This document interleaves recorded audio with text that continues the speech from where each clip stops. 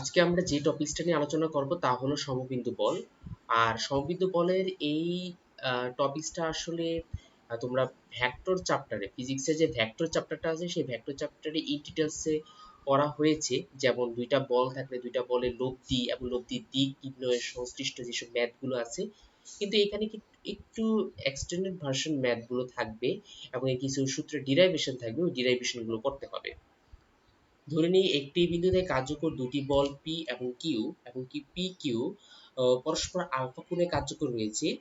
সেই হিসেবে আমরা আলফা কোণে কার্যকর হলে এর লব্ধি যদি সি মানে ওসি রেখা বরাবর কার্যকর থাকে এবং লব্ধির মান যদি আর হয়, তখন আমরা এই সূত্রটা পড়েছিলাম R is equal to root over P square plus Q square plus two P Q cos alpha. এমনকি লব্ধি আর পি এর সাথে থিটা কোণ উৎপন্ন করলে এই দিকটি হবে tan theta is equal to Q sine alpha P plus Q cos alpha. এখন এই দুইটা সূত্রকে আমরা ডিরাইভ করব কিভাবে, এই সূত্রগুলোতে এসেছে আমরা, এবং কি ফিজিক্সে ভেক্টর চ্যাপ্টারে এটা ডিরাইভেশনটা আছে এবং কি ম্যাথও আছে। সেই হিসেবে তোমরা যদি ফিজিক্সে ভেক্টরে পড়ে আসো, এটা তাহলে তোমাদের জন্য খুবই ইজি ব্যাপার। তাহলে এটা প্রমাণের জন্য আমরা সাধারণত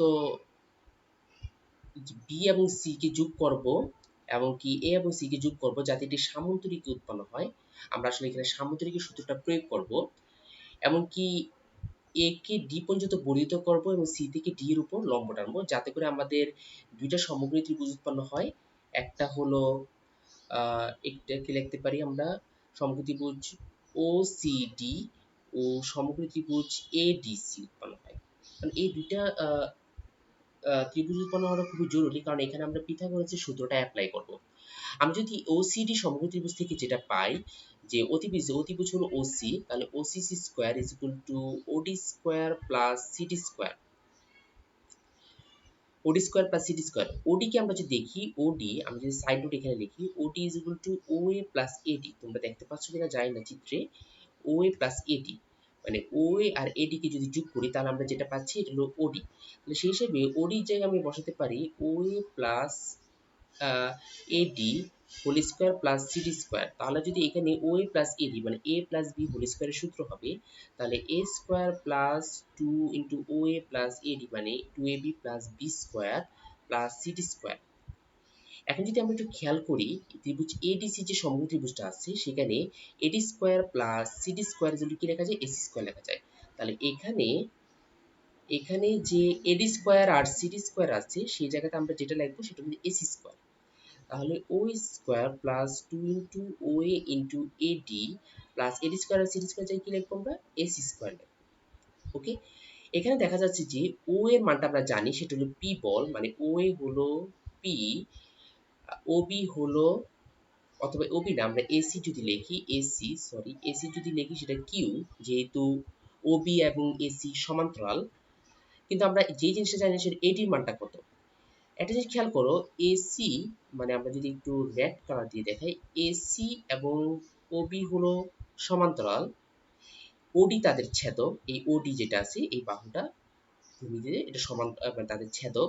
তাহলে অ্যাঙ্গেল এউসি এউবি যা হবে অ্যাঙ্গেল ডিএসি তাই হবে, কারণ এটা হলো অনুরূপ কোণ।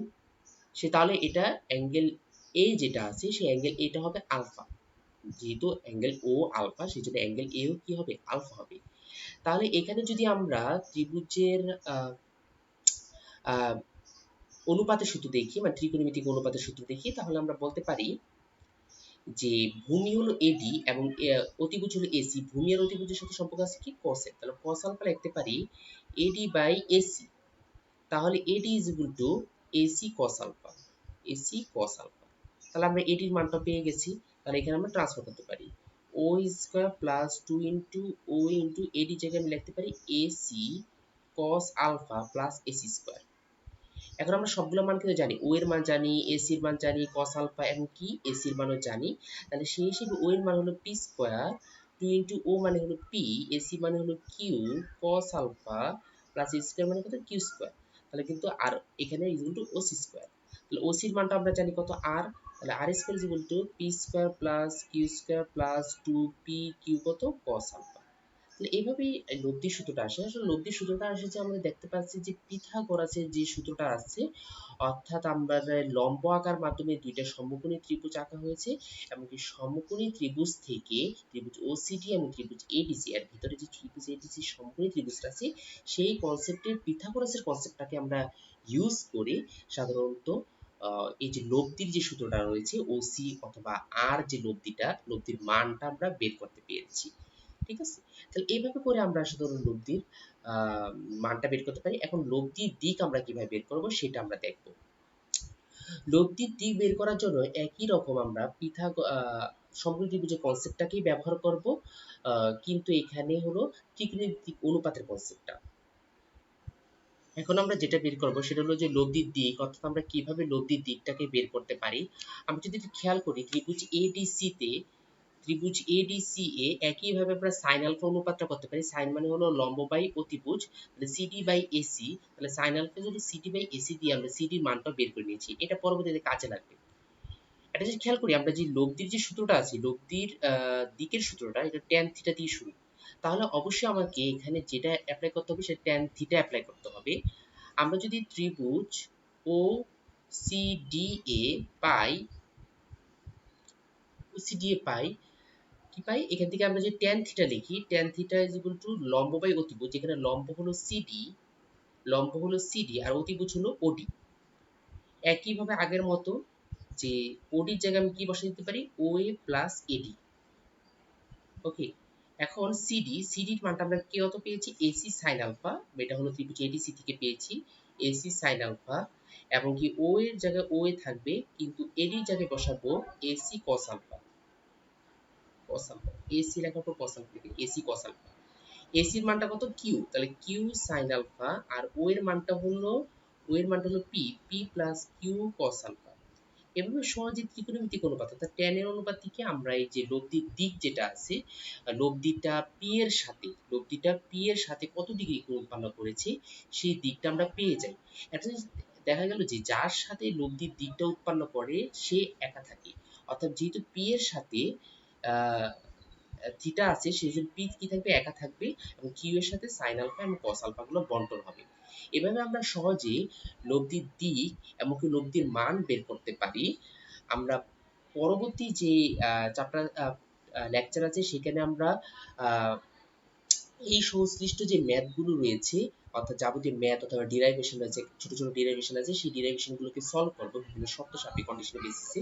এখানে লব্ধির মান এবং দিকের মাধ্যমে আমরা বিষয়টাকে আহ, অন্যান্য ম্যাথ গুলোকে সলভ করবো, এবং কিছু অন্যান্য টপিকস আছে লম্ব উপপাদ্য, ওইগুলোকেও আমরা আনবো।